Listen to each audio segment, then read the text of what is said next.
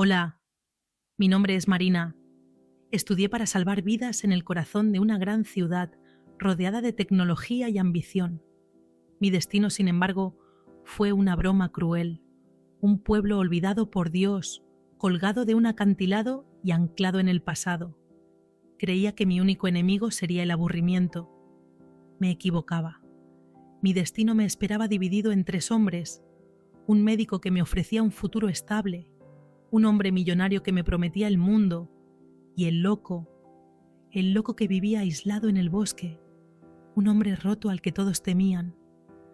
Todos me advirtieron que me alejara de él, que era peligroso, un alma en pena, pero en la oscuridad de sus ojos vi un secreto mucho más profundo que la locura, y para sanar su herida, sin darme cuenta, empecé a arriesgar mi reputación, mi carrera y hasta mi propio corazón.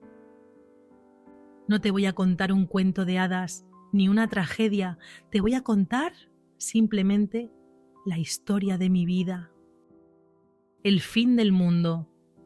Mi exilio olía a salitre y a fin del mundo.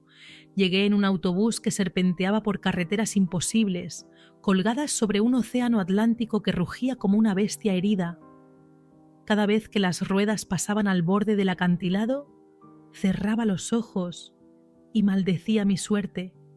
Había luchado como una leona por una plaza en un hospital de vanguardia en Madrid, soñando con quirófanos inteligentes y diagnósticos por inteligencia artificial. Y el destino, en su infinita ironía, me había escupido aquí, a un pueblo de piedra oscura y tejados de pizarra, un punto perdido en el mapa de la Costa da Morte gallega. El consultorio médico era una casa de piedra de 2 plantas, con un olor a antiséptico y a humedad que se te metía en los huesos. Mi nuevo jefe, el doctor Daniel, me recibió con una sonrisa tan amable y profesional que me dio rabia. Era joven, de unos 30 y tantos, con unos ojos castaños que transmitían una calma exasperante.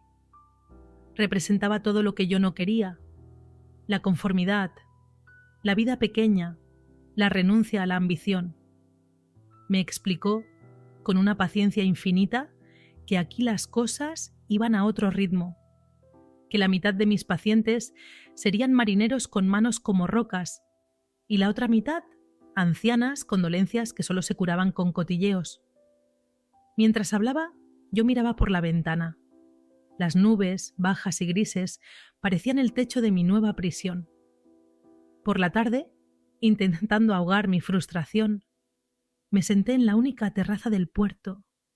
El aire era tan puro que dolía al respirar, cargado del olor intenso de las redes de pesca y del marisco que cocían en la lonja. Pedí un albariño, frío y afrutado, y me dediqué a observar. Y entonces el segundo hombre de esta historia hizo su entrada. Llegó en un descapotable negro que parecía una nave espacial en medio de los barcos de pesca oxidados.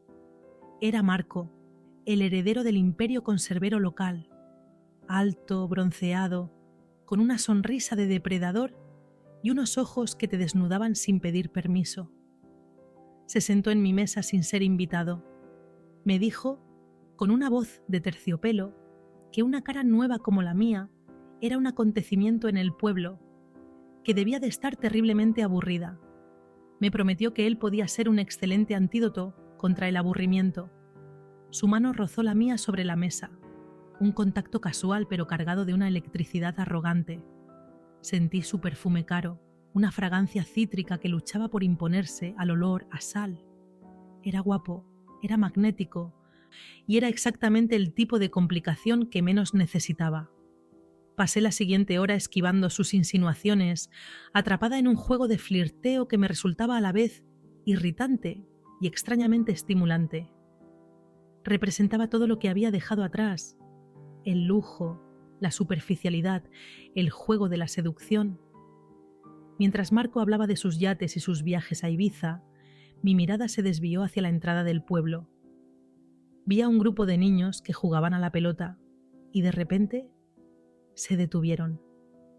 Se quedaron mirando hacia el camino del bosque y uno de ellos, el más pequeño, corrió a esconderse tras las faldas de su madre. La mujer, Se santiguó. Le pregunté a Marco qué pasaba. Él siguió mi mirada y su sonrisa se desvaneció, reemplazada por una mueca de desprecio. Me explicó, bajando la voz, que era él, el loco, el ermitaño del bosque. No llegué a verlo. Solo sentí la onda de miedo y superstición que su simple mención provocaba en la gente del puerto. Marco me advirtió, con una seriedad que no le pegaba, que no me acercara nunca a él, que era peligroso. Esa noche, en la cama de mi pequeño apartamento alquilado, con el sonido del océano martilleando contra las rocas, no pensé en el futuro seguro que me ofrecía el doctor Daniel, ni en la diversión prohibida que me prometía el millonario Marco. Pensé en el hombre al que no había visto, en el monstruo que con solo su sombra era capaz de helar la sangre de todo un pueblo. Aún no sabía que mi destino en aquel lugar olvidado no era huir del aburrimiento, sino adentrarme en el corazón de esa oscuridad. El loco del bosque. Los días en el pueblo se convirtieron en una rutina de una lentitud desesperante. Por las mañanas, atendía a pacientes cuyas dolencias eran más del alma que del cuerpo. El doctor Daniel era un compañero de trabajo impecable, siempre paciente, siempre correcto. A veces me invitaba a tomar un café y en su mirada veía la promesa de una vida tranquila, de un amor sereno. Era como mirar un puerto seguro mientras mi barco se moría por navegar en la tormenta. Por las tardes, Marco me asediaba. Me esperaba a la salida del consultorio con su coche, me enviaba flores, me invitaba a cenar en el único restaurante caro de la zona. Sus conversaciones eran un torbellino de anécdotas superficiales, pero su compañía era un vicio, un recordatorio de que, bajo mi bata de médico, seguía habiendo una mujer. Su insistencia era una caricia a mi ego herido, pero era Bruno quien ocupaba mis pensamientos. El pueblo entero hablaba de él en susurros. Cada paciente tenía una teoría.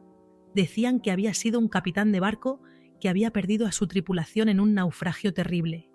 Otros que había matado a su mujer en un ataque de celos. Todos coincidían en una cosa: estaba maldito y traía la desgracia. Su cabaña en el bosque era territorio prohibido. Una tarde, uno de los marineros más viejos del puerto, un hombre llamado Antón, vino al consultorio con un corte profundo en la mano. Mientras le ponía los puntos, me atreví a preguntarle por Bruno. El rostro curtido de Antón se ensombreció. Me contó, con su voz ronca por el tabaco y la sal, que él había navegado con Bruno, que era el mejor capitán que había visto en su vida, un hombre que leía el mar como si fuera un libro abierto.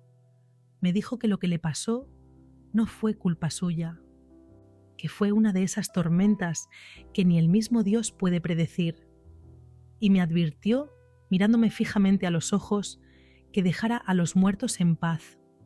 Su advertencia, por supuesto, solo consiguió avivar mi curiosidad. No era solo morbo, era algo profesional. ¿Y si ese hombre sufría un trastorno de estrés postraumático severo? ¿Y si necesitaba ayuda médica y nadie se la estaba dando por puro miedo? La doctora en mí veía un caso clínico fascinante. La mujer sentía algo mucho más irracional, una atracción magnética hacia el misterio. Y entonces, un día, lo vi. Había salido a caminar por el sendero que bordeaba los acantilados, un lugar de una belleza tan brutal que te dejaba sin aliento. El viento aullaba, arrancando salpicones de espuma de las olas que rompían con furia decenas de metros más abajo. Y allí estaba él, de pie en el borde del precipicio, mirando el mar. Era alto, de espaldas anchas, con una melena oscura y revuelta por el viento. Llevaba ropa gastada, casi harapienta. No me vio. Estaba completamente absorto en su comunión con el océano. Había una soledad tan profunda en su figura, una desesperación tan palpable, que se me encogió el corazón. No parecía un monstruo, parecía un hombre roto. No sé cuánto tiempo me quedé allí, observándolo, a una distancia prudencial. Sentí el impulso de acercarme, de hablarle, pero algo me detuvo.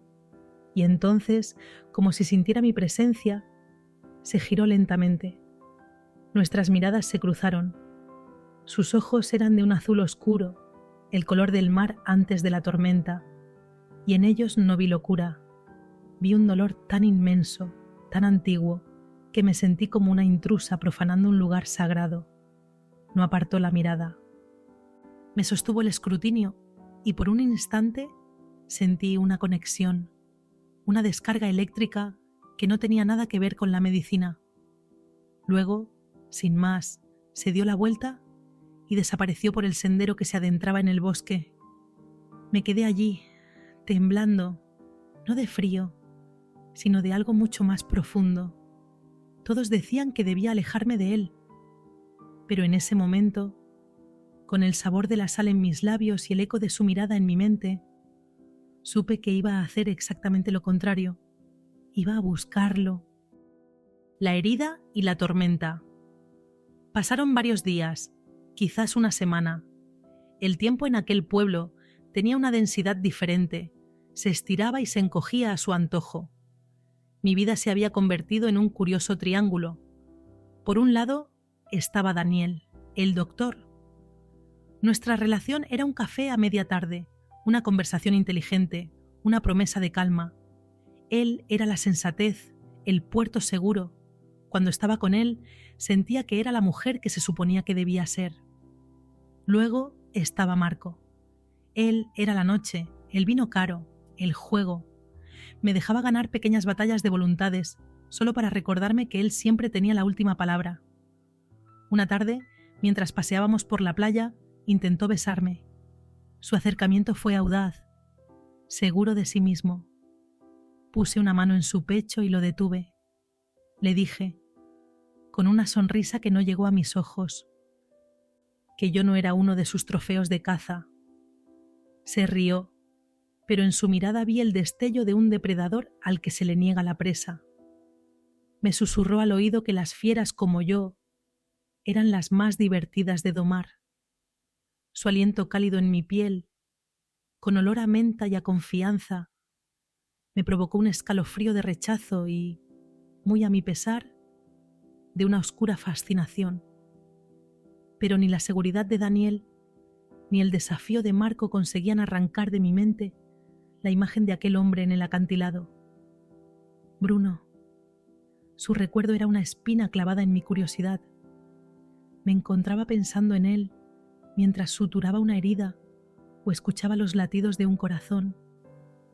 Su dolor me llamaba de una forma que no podía explicar.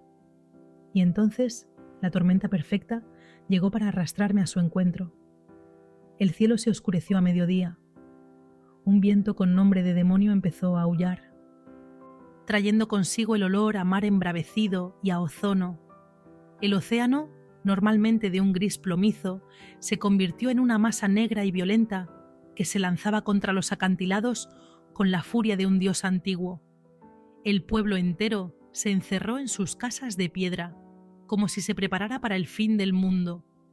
Estábamos en el consultorio, Daniel y yo, asegurando las ventanas, cuando la puerta se abrió de golpe.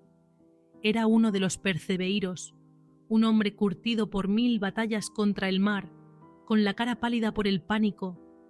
Gritaba, sin aliento, que había ocurrido un accidente en el bosque. Un rayo había partido un eucalipto y había caído cerca de la cabaña del loco. El hombre juraba haber oído un grito, un sonido inhumano. Había huido de allí, aterrorizado. Los ojos de Daniel se encontraron con los míos. Vi en ellos la duda, la lucha entre su deber como médico y el respeto por las supersticiones del pueblo. Pero en mi interior no había duda. Había una certeza helada. «Tenemos que ir», dije, mi voz sonando extrañamente firme. Daniel me advirtió que era una locura, que la tormenta era un infierno, que el camino al bosque sería un barrizal impracticable. «Es un hombre herido», repliqué, mientras cogía el maletín de urgencias más grande. «Y nosotros somos médicos. Es nuestro trabajo. Mi decisión no nacía solo del deber profesional. Lo supe en ese instante. nacía de una necesidad irracional y profunda de volver a ver a aquel hombre, de cruzar la línea, de tocar el misterio.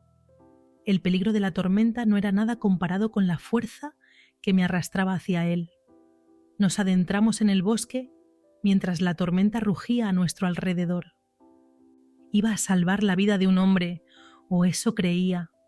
Aún no sabía que en aquella cabaña solitaria, en medio de la noche y la furia del cielo, la que de verdad estaba en peligro de perderse, era yo. El primer contacto. El bosque era una boca de lobo. La lluvia caía con la fuerza de los perdigones y el viento aullaba entre los árboles como un alma en pena. Tardamos casi una hora en recorrer un camino que en un día normal nos habría llevado 15 minutos. Por fin vimos una luz mortecina a través de la maleza. La cabaña era una construcción sólida de piedra y madera, con el humo escapando aún por la chimenea. Un enorme eucalipto yacía a pocos metros, sus ramas rotas como los huesos de un gigante caído. La puerta estaba entreabierta. Entramos. El interior era sorprendentemente ordenado. Olía a leña, a cera de velas y a trementina. Las paredes estaban cubiertas de estanterías repletas de libros gastados y viejas cartas de navegación. Sobre una mesa había un lienzo a medio pintar. Un mar embravecido, idéntico al que rugía fuera. Aquella no era la guarida de un loco, sino el refugio de un artista. Y entonces lo vimos. Estaba tirado en el suelo, junto a la chimenea, sobre una alfombra de piel de oso. Una viga de madera del techo, desprendida por el impacto del árbol, le había golpeado. Estaba inconsciente, tenía una herida terrible en la cabeza y su pierna izquierda estaba atrapada bajo la viga, en un ángulo antinatural. «Dios mío», susurró Daniel, pero yo ya estaba en acción. Dejé el maletín y me arrodillé a su lado. «Ayúdame a quitarle la viga. A la de 3. 1, 2, 3. Con un esfuerzo conjunto conseguimos liberar su pierna. Estaba rota. Pero lo más preocupante era la herida de la cabeza. Sangraba profusamente. «Necesito luz. Y necesito cortar la ropa para ver el alcance de la herida», le ordené a Daniel, mi voz sonando profesional, mientras mi interior era un caos. Con unas tijeras de mi maletín empecé a cortar la tela de su camisa empapada, y entonces mi respiración se detuvo. Al rasgar la tela, mi mano rozó su piel. Estaba fría por la lluvia, pero debajo sentí un calor intenso, una corriente de vida. Corté la tela y dejé al descubierto su torso. Era el cuerpo de un hombre que había luchado contra el mar. Ancho, de músculos duros y definidos, cubierto por un vello oscuro y salpicado de viejas cicatrices blancas que contaban 1000 historias. Por un instante dejé de ser médico. Fui solo una mujer. Mi pulso se aceleró. Sentí un calor inexplicable nacer en la boca de mi estómago. Era una reacción primitiva, visceral, que me avergonzó y me asustó a partes iguales. Volví a la realidad y me concentré en la herida. Mientras limpiaba la sangre de su frente, él gimió. Sus párpados se agitaron y entonces abrió los ojos. Eran de un azul aún más oscuro de cerca, casi violetas en la penumbra. Me miraron, desenfocados, llenos de dolor y confusión. Su mano se alzó con una lentitud agónica y me agarró la muñeca. Su fuerza era increíble, incluso en su estado. Su piel áspera contra la mía fue como una descarga eléctrica. Acercó su rostro al mío. Su aliento olía a lluvia y a fiebre. Sus labios se movieron y susurró un nombre que no era el mío. «Lía», y volvió a perder el conocimiento. Daniel se marchó, dejándome sola con el hombre al que todo el pueblo llamaba monstruo. La tormenta de fuera había amainado, pero la que estaba a punto de desatarse dentro de las 4 paredes de aquella cabaña y dentro de mi propio corazón apenas acababa de empezar. La fiebre y el fantasma. Pasé la noche en vela, sentada en una silla de madera junto a la chimenea, con el sonido de la lluvia amainando fuera y el crepitar del fuego dentro. Daniel se había marchado a regañadientes, prometiendo volver con ayuda al amanecer si el camino lo permitía. Me había dejado sola con mi paciente, con el monstruo. Le había entablillado la pierna lo mejor que pude y había cosido la herida de su cabeza con el pulso sorprendentemente firme. Pero la fiebre había empezado a subir, una reacción a la infección de la herida y al trauma. Su cuerpo, antes frío por la lluvia, ahora ardía. Cada hora humedecía un trapo en agua fresca y se lo pasaba por la frente, por el cuello, por el pecho desnudo y lleno de cicatrices, y cada roce era una tortura.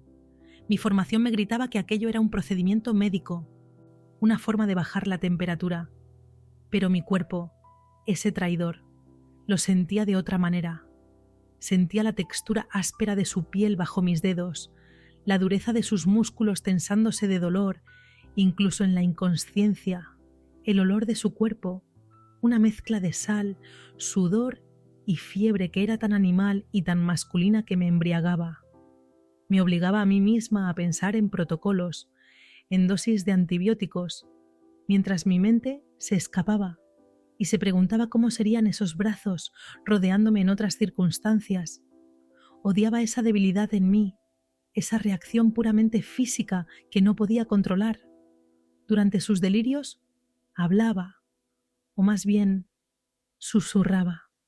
Eran palabras rotas, fragmentos de una pesadilla que se repetía en bucle. Hablaba del mar, de una tormenta, y una y otra vez repetía el mismo nombre. Lía, Lía, lo siento, fue mi culpa. ¿Lía? No te sueltes. Su voz, rota por el dolor, era la de un hombre condenado. Escucharlo era como asomarme al abismo de su alma. La curiosidad que sentía por él se estaba transformando en algo mucho más peligroso. Empatía. El monstruo del pueblo se estaba convirtiendo, ante mis ojos, en un hombre torturado por un fantasma. Al amanecer, la fiebre empezó a ceder. Se quedó dormido, por fin, en un sueño tranquilo. La primera luz del día se coló por la ventana, bañando la cabaña en una luz gris y suave. Observé su rostro en reposo. Sin el dolor y la furia que había visto en el acantilado, sus facciones eran nobles, casi hermosas.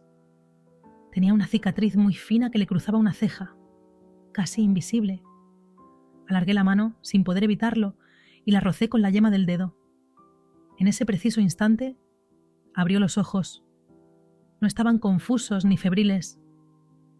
Estaban perfectamente claros, y me estaban mirando. Me pilló con la mano sobre su piel, en una caricia robada. Sentí que la sangre se me subía a la cara, quemándome de vergüenza. Aparté la mano como si su piel ardiera. Él no dijo nada. Simplemente me observó, con una intensidad que me desarmó por completo. Intenté refugiarme en mi papel de médico. Tiene la pierna rota y una brecha en la cabeza, le informé, mi voz sonando extrañamente aguda. Ha pasado la noche con fiebre, pero parece que ya ha remitido. Su amigo, el doctor Daniel, vendrá pronto con ayuda para trasladarlo al consultorio. Él siguió en silencio, escrutándome. Luego, sus ojos se desviaron hacia su pierna, como si acabara de darse cuenta de que estaba allí. Y entonces habló. Su voz era grave, ronca, el sonido de la grava arrastrada por las olas. Me preguntó, con una calma que me inquietó, ¿qué hacía yo allí? Soy la nueva doctora del pueblo, le respondí. Me llamo Marina. No le he preguntado su nombre. Me cortó, su voz afilada como un trozo de cristal. Le he preguntado qué hace en mi casa. El hombre herido y vulnerable de la noche había desaparecido. Frente a mí tenía de nuevo al ermitaño hostil, al hombre que quería que el mundo lo dejara en paz. La decepción que sentí fue tan irracional y tan intensa que me sorprendió. Daniel no tardó en llegar, pero yo ya estaba atrapada. La pregunta que me rondaba la cabeza no era cómo iba a curar su pierna rota, sino cómo iba a lidiar con la herida que su misterio y su dolor acababan de abrir en mi propio corazón. La prisionera voluntaria. El traslado de Bruno al consultorio fue la comidilla del pueblo durante una semana. La gente se asomaba a las ventanas para verlo pasar, como si fuera una bestia de circo. Lo instalamos en una de las 2 camas de la pequeña sala de observación que teníamos. Su presencia en aquel espacio limpio y ordenado era una anomalía, como tener a un lobo salvaje metido en una jaula. Se negaba a ir al hospital comarcal. Dijo, con una terquedad de granito, que si lo obligábamos a irse, se arrancaría la escayola y volvería al bosque, aunque tuviera que arrastrarse. Daniel, superado por la situación, aceptó dejarlo allí bajo nuestra supervisión, y esa supervisión, por supuesto, recayó sobre mí. Me convertí en su enfermera, en su carcelera y en su prisionera. Durante el día, era el paciente más difícil que había tenido nunca. Apenas hablaba. Respondía a mis preguntas con monosílabos. Rechazaba los analgésicos con una resistencia al dolor casi inhumana. Y me observaba, constantemente. Cada vez que le cambiaba el vendaje de la cabeza o le tomaba la tensión, sentía sus ojos azules siguiéndome, analizándome, como si intentara leerme por dentro. El aire en la habitación era una mezcla de olor a antiséptico y una tensión tan espesa que se podía cortar con un bisturí. Mi vida fuera del consultorio se complicó. Daniel me miraba con una preocupación creciente, mezclada con una pizca de celos que no se atrevía a expresar. Me advirtió que no me implicara demasiado, que Bruno era un caso perdido. Marco, por su parte, reaccionó con una furia arrogante. Se presentó un día en el consultorio encontrándome mientras le daba a Bruno un vaso de agua. Me exigió como si tuviera algún derecho sobre mí, que dejara de perder el tiempo con ese despojo. Me dijo que todo el pueblo se reía de mí, de la doctora de ciudad que jugaba a ser la salvadora del monstruo. La conversación la escuchó Bruno. Vi cómo sus manos se cerraban en 2 puños sobre la sábana. Cuando Marco se fue, el silencio que dejó fue más violento que sus gritos, pero eran las noches las que me estaban destrozando. Yo me quedaba de guardia, durmiendo en un pequeño catre en la habitación de al lado, y casi cada noche lo oía, sus pesadillas. No gritaba, gemía, un sonido bajo, animal, lleno de un dolor tan puro que se me encogía el alma. Una de esas noches no pude soportarlo más. Entré en su habitación. Estaba empapado en sudor, debatiéndose entre las sábanas con los ojos cerrados. Me senté en el borde de su cama. «Bruno», le susurré, «estoy aquí. Está bien. Es solo un sueño». Alargué la mano, dudando, y la posé sobre su frente ardiente. En ese instante, su mano se disparó y me agarró la muñeca, igual que la noche de la tormenta, pero esta vez no me soltó. Abrió los ojos y en la penumbra me miró. No había pesadilla en su mirada. Estaba completamente despierto.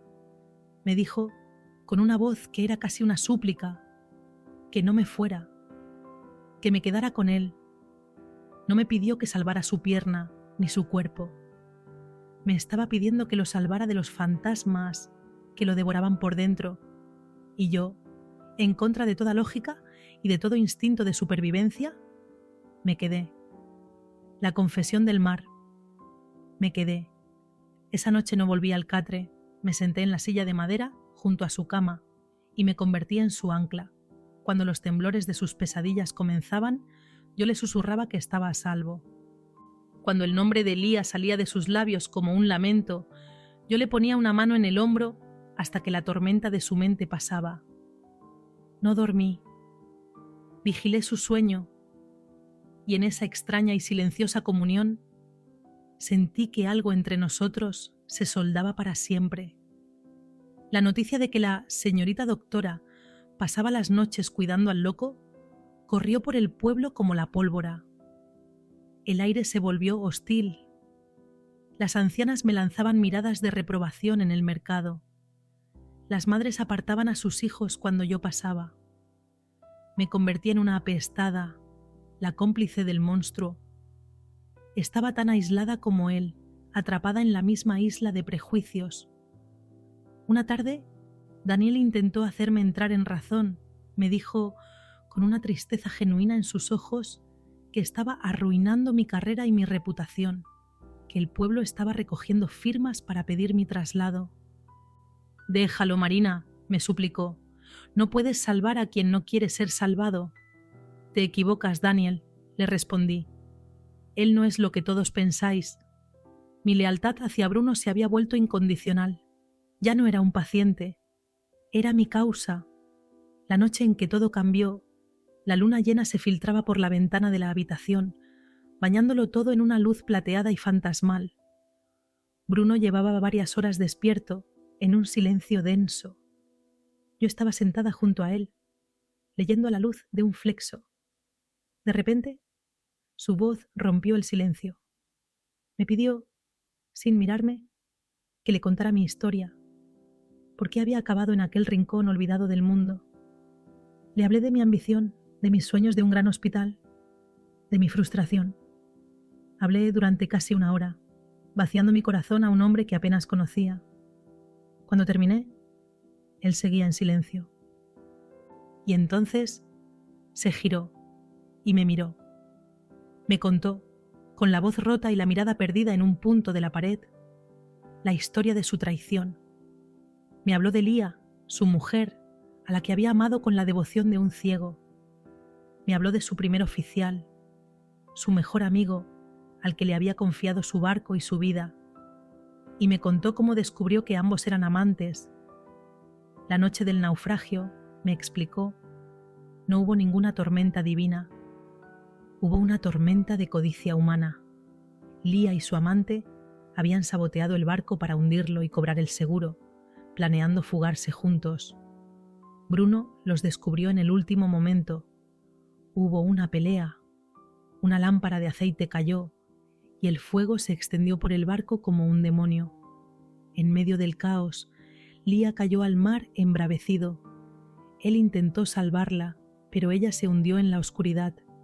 Él fue el único superviviente. La investigación oficial lo culpó de todo, de negligencia, de la pérdida del barco y de la muerte de toda su tripulación, incluida su esposa. ¿Por qué no contaste la verdad?, le pregunté, con el alma en un puño. Me explicó que prefirió pasar por loco y culpable antes que arrastrar el nombre de su familia por el fango de un escándalo de adulterio y estafa. Eligió el exilio y la locura fingida antes que el deshonor. Conocía su secreto. El monstruo del pueblo era, en realidad, un héroe silencioso, y en ese momento supe que no bastaba con sanar sus heridas. Tenía que devolverle su honor, aunque me costara todo lo que me quedaba. La verdadera marea. La carta de la Consejería de Sanidad llegó 2 días después. Me convocaban a una audiencia pública en el ayuntamiento para evaluar las quejas formales de los vecinos. Era mi juicio final. El salón de actos del ayuntamiento estaba abarrotado. Todo el pueblo estaba allí para verme caer. Vi a Marco en primera fila, con una sonrisa de suficiencia. Vi a Daniel, pálido y preocupado, en un rincón. Vi las caras de mis pacientes, de las mujeres que me habían llamado bruja por la espalda. El alcalde, un hombrecillo cobarde, leía las acusaciones con una voz pomposa. Conducta inmoral, negligencia, relación inapropiada con un paciente mentalmente inestable. Me defendí con la cabeza alta, con argumentos profesionales, pero era inútil. Sus mentes ya estaban cerradas. Estaba a punto de ser condenada, de perder mi licencia, de ver mi futuro convertido en cenizas. Y entonces las puertas del salón se abrieron de par en par. Un silencio sepulcral cayó sobre la multitud. Era Bruno. Ya no era el ermitaño harapiento. Se había afeitado la barba enmarañada, se había cortado el pelo y vestía un traje de capitán, viejo pero impecable. Caminaba apoyado en un bastón, pero su espalda estaba recta, y su mirada era la de un hombre que ha recuperado el mando de su barco. Atravesó el pasillo central y se plantó frente a la mesa del alcalde, a mi lado. Todo el pueblo contuvo la respiración. Y entonces habló. Su voz, grave y poderosa, resonó en cada rincón de la sala. No era la voz de un loco, era la voz de un capitán. Defendió mi honor con una elocuencia que dejó a todos sin palabras. Dijo que yo era la única persona en 10 años que lo había tratado con humanidad, la única que había visto al hombre detrás del monstruo, y entonces les contó la verdad, su verdad, la historia de Lía, la traición, el sabotaje, el fuego. Les arrojó a la cara sus prejuicios y su cobardía. El silencio de la sala era tan profundo que se podía oír el latido de los corazones. Cuando terminó, nadie se atrevió a decir nada. La vergüenza era un manto pesado que había caído sobre el pueblo. Marco había perdido su arrogancia. El alcalde tartamudeaba. La marea de la opinión pública había cambiado de forma tan violenta y definitiva como las tormentas de aquella costa. Bruno me tomó de la mano. «Vámonos de aquí, Marina», me dijo. Y salimos, juntos. Dejamos atrás el salón de los murmullos y salimos a la luz del sol. Caminamos, sin decir nada, hasta el acantilado. El mismo donde lo había visto por primera vez. El mar, ese día, estaba en calma, de un azul profundo y sereno. Se giró hacia mí. Sus ojos, por primera vez, no reflejaban dolor, sino una paz infinita. «Gracias», me susurró. «No tienes que dármelas», le respondí, y entonces me besó. No fue un beso de pasión desesperada, ni de gratitud. Fue un beso de igualdad, el beso de dos supervivientes que por fin habían encontrado su puerto. El sabor de sus labios era a sal y a libertad. Él me había enseñado que las tormentas más peligrosas no son las que rugen en el océano, sino las que llevamos dentro, y que el amor, el de verdad, no es un puerto seguro, sino el faro que te atreves a encender en mitad de la noche más oscura